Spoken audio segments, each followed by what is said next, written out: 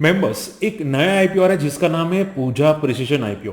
अब देखो ध्यान से सुनना, आपके जो भी डाउट्स है ना एसएमई आईपीओस के अंदर कि क्या सर एसएमई आईपीओ में अलॉटमेंट होते हैं, क्या एसएमई आईपीओस में इन लिस्टिंग पे हम लोग सेल कर सकते हैं, उसमें क्या वॉल्यूम्स होते हैं, क्या ट्रेड कर सकते हैं, ये सब मैं आज के वीडियो में आपको बताऊंगा। तो वीडियो अंत तक देखिएगा। और अगर पहले कोई वन शॉट पूछे कि सर एसएमई आईपीओस अच्छे होते हैं, मैं आपको बोलूंगा हाँ अच्छे होते हैं, बट सेम कैटेगरी लाइक जो हमारे रेगुलर आईपीओ होते हैं, जो 15,000 वाले आईपीओ होते हैं, जैसे कि आपने एसबीआई फंड का आईपीओ भी देखा होगा, ठीक है, और बजाज हाउसिंग का भी आईपीओ आया था। तो ये जो रेगुलर आईपीओ होते हैं ना उससे थोड़े डिफरेंट होते हैं, ठीक है। बट आपको तीन चीजें आपको देखनी चाहिए जो मैं आपको बताऊंगा इस वीडियो के अंदर, तो पूरा देखना और समझने की कोशिश करना, ठीक है। चलिए स्टार्ट करते हैं। देखो पूजा प्रिसिजन आईपीओ ऑलरेडी आ चुका है जुलाई 28 से लेकर 30 जुलाई को, और इसकी प्राइस बैंड है 285 से लेकर 301 की, ठीक है। ये आईपीओ 160 करोड़ का है। तो देखो पहले आपको एसएमई आईपीओस में क्या देखना चाहिए। एसएमई आईपीओस में हमेशा उसका पहला तो प्राइस बैंड और साइज कितनी बड़ी है।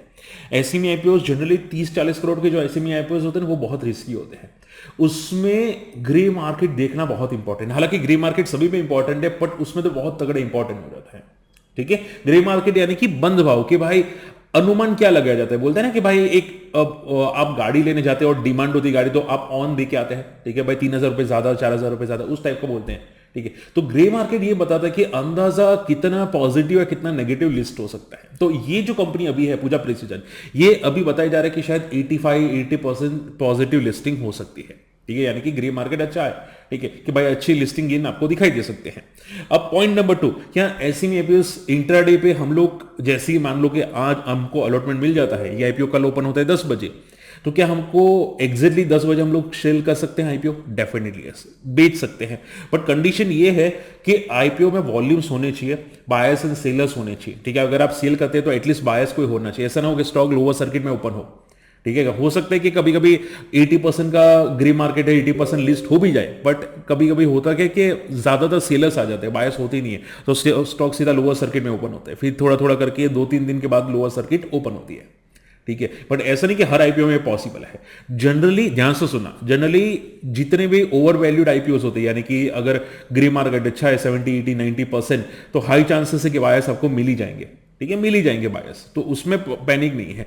पॉइंट नंबर 3 कि क्या सेम डे को सेल कर सकते हैं? हाँ, बट एक बात याद रखना कि अगर T2T सेगमेंट में है, ठीक है, तो कुछ ब्रोकर्स अलाउ नहीं करते, ठीक है। हालांकि जीरोधा अलाउ करता है डेफिनेटली, बट आप दूसरे ब्रोकर्स को क्रॉस चेक कीजिएगा, कंफर्म कीजिएगा, ठीक है। T2T सेगमेंट यानी कि स्टॉक आईपीओ जब लिस्ट होता है तब 2-4 दिन यहाँ पे T2T सेगमेंट में रहता है, यानी कि इंट्राडे पॉसिबल नहीं होता, डिलीवरी पॉसिबल होती है। वो 10 दिन के बाद यहाँ पे निकल जाता है, बट 10 दिन तक स्टॉक क्रैश भी हो सकता है, ठीक है। तो ये पता कैसे करें? जनरली बहुत छोटे आईपीओ होते हैं, बहुत छोटे, ठीक है, तो उसमें एक इश्यूज होते हैं। बाकी एसएमईज में जनरली इश्यूज नहीं होते हैं, आप सेम डे को भी सेल कर सकते हैं। अगर आप मान लो आपका कोई ब्रोकर ना बोल रहा है, तो आप आपकी सपोर्ट टीम जो ब्रोकर्स की होती है उनको कांटेक्ट करके आप सेल कर सकते हैं, ठीक है। चलिए अब अगला पॉइंट आ जाते हैं, ध्यान से सुनना। अब देखो स्क्रीन पे थोड़ा फोकस करना। ये जो पूजा प्रिसिजन का आईपीओ है, ये एल्यूमिनियम कास्ट है, यानी कि इंजीनियरिंग कंपोनेंट्स होते हैं ना, ठीक है, वो बनाती है। अब इंजीनियरिंग कंपोनेंट्स यानी कि स्क्रीन पे आप देख सकते हैं जो ऑटोमोबाइल्स के अंदर जो मशीन्स के पार्ट्स होते हैं ना, पार्ट्स हम लोग बोलते हैं, वो कंपनी बनाती है। जैसे कि अलॉय व्हील्स हो गया, एल्बोज हो गया, अल्टरनेट ब्रेक्स हो गया, ये सभी मशीन्स के पार्ट्स होते हैं, या ईवी गाड़ियों के या गाड़ियों के पार्ट्स होते हैं, ठीक है, वो कंपनी बनाती है, ठीक है। इनकी कैपेसिटी है, मैन्युफैक्चरिंग कैपेसिटी 6,000 मैट्रिक टन की है। कंपनी का I think manufacturing plant Pune Maharashtra के अंदर है, और कंपनी अच्छी है, खराब नहीं है, ऐसा नहीं कि कोई कचरा कंपनी है। एक और बात याद रखिएगा कि बहुत सारे लोग के डाउट आते हैं कि सर ऐसे में आईपीओस मान लो अप्लाई करते हैं, बट लिस्टिंग पे हमको नहीं सेल करना, ठीक है, तो क्या ऐसा हो सकता है? हाँ, कर सकते हैं, बट देखो मैं यहां पे कोई रिकमेंडेशन नहीं करूंगा, बट मैं आपको समझा रहा हूं कि होता क्या है कि सभी एसएमई आईपीओ अच्छे नहीं होते। इवन पॉजिटिव मार्केट में भी एसएमई आईपीओ क्रैश हुए हैं, ठीक है, वो भी आधे 50% क्रैश हुए, 60% क्रैश हुए, ठीक है, इजीली क्रैश होते हैं। क्यों? क्योंकि उसमें वॉल्यूम्स नहीं होते। तो ये एक बहुत बड़ी दिक्कत है। तो आपका व्यू अगर माइंड क्लियर है कि भाई ना कंपनी अच्छी है, तो फिर फोकस करना, बाकी तो कभी भी स्टॉक क्रैश हो जाता है। इवन अच्छी कंपनीज हो, इवन स्टॉक प्रॉफिटेबल हो, कंपनी का पी 7 हो जाता है, price to earning ratio, over valuation बोलते हैं ना, 7 हो जाता है, तो भी स्टॉक यहां पे क्रैश हो जाता है, तो भी स्टॉक 3 के पी पे आ जाता है, ठीक है। तो वही दिक्कत है, बट हाँ लिस्टिंग गेन मिल जाते हैं। लिस्टिंग में जनरली अगर ग्रे मार्केट अच्छा हो तो लिस्टिंग गेन मिल जाते हैं, ठीक है। अब कंपनी का रेवेन्यू की बात करें तो 300 करोड़ के आसपास का रेवेन्यू है, जहां पे प्रॉफिट 30 करोड़ का है। अब देखो, मैं कुछ थंब रूल लेके चलता हूं एसएमई आईपीओस में। मेरा थंब रूल ये है कि अगर मैं स्विंग ट्रेड करता हूं एसएमई आईपीओस में, ठीक है, कभी कभी स्विंग एंड बीटीएस करता हूं, तो मेरा एक थंब रूल ये है कि जो भी एसएमई होते हैं ना, उसमें प्रॉफिट कम से कम 10 करोड़ का प्रॉफिट होना चाहिए ईयरली बेसिस पे, 10 करोड़ का प्रॉफिट। तो वो कंपनी क्या है कि बंद जनरली नहीं होती, जल्दी जल्दी बंद नहीं होती, ठीक है। और रेवेन्यू भी 100 करोड़ के ऊपर का होना चाहिए। इसका रेवेन्यू 300 करोड़ के आसपास है, प्रॉफिट 30 करोड़ के आसपास है, so it's very very positive, ठीक है। इसका प्राइस ईपीएस जो है, अर्निंग पर शेयर, वो 21 का है और पीई 13 का है, यानी कि ये काफी कम वैल्यूएशन पे कंपनी आपको दिखाई दे रही है।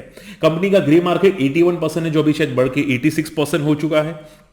कंपनी का डेट बोले तो ऑलमोस्ट नेग्लिजिबल डेट है, 0.31, यानी कि प्राइस टू इक्विटी रेशियो का डिफरेंस करते हैं ना, इक्विटी टू प्राइस, ठीक है, इक्विटी टू डेट, ठीक है, तो उसका रेशियो 0.31, यानी कि डेट बहुत नेग्लिजिबल है, मैनेजेबल है।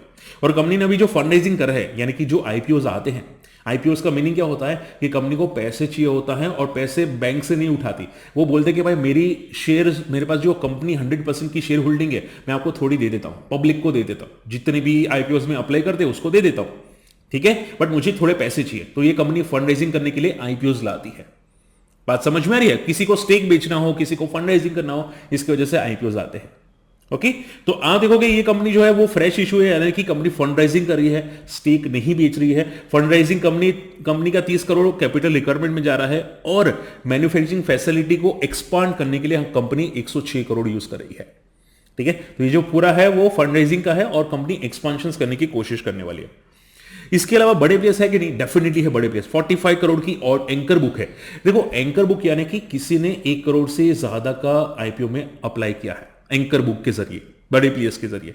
तो इसमें कुछ नाम से, जैसे कि India Max Investment Fund, Growth Opportunities Fund, Mint Focus Growth Fund और अपसर्ज अपॉर्चुनिटीज फंड जैसे बड़े प्लेयर्स यहां पे कंपनी के अंदर आए हैं एज अ एंकर बुक, ठीक है। अगर आपको एंकर बुक के जरिए जाना है तो आपके पास कम से कम 1 करोड़ होना चाहिए, कंपनी रजिस्टर्ड होनी चाहिए।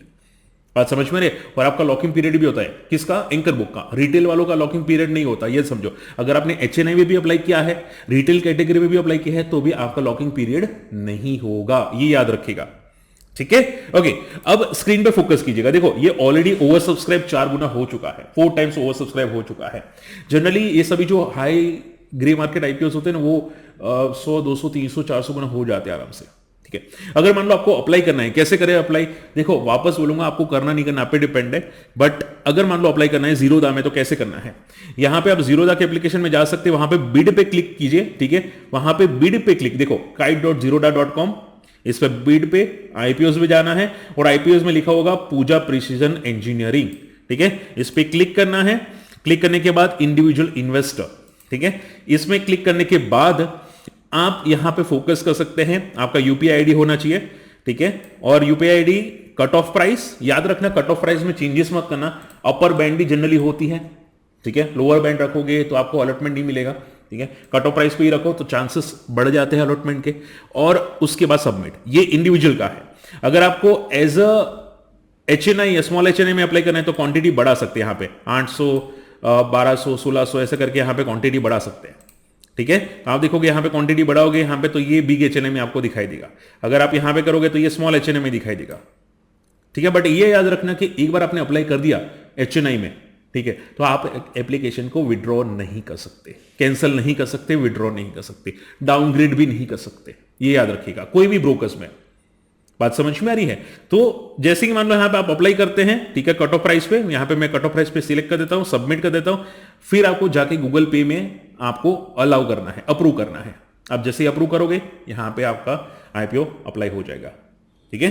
तो याद ये रखो कि आईपीओ अच्छा है, पूजा प्रिसीजन आईपीओ, डेफिनेटली छोटी कंपनी, एसएमई कंपनीज है, बट 130 करोड़ के आसपास का आईपीओ है, यानी कि अलॉटमेंट के चांसेस बढ़ जाते हैं, ठीक है। तो आप ऐसा हो तो अपने फैमिली मेंबर्स के अकाउंट से भी अप्लाई करना चाहे कर सकते हैं। बाकी ग्रे मार्केट अच्छा है, लिस्टिंग इन अनुमान है, अच्छे हो सकते हैं, और हाँ, चांसेस है कि लिस्टिंग पे वॉल्यूम्स भी दिखाई दे सकते हैं। क्लियर? तो आप अप्लाई करने वाले के लिए मुझे कमेंट में मेंशन कीजिएगा।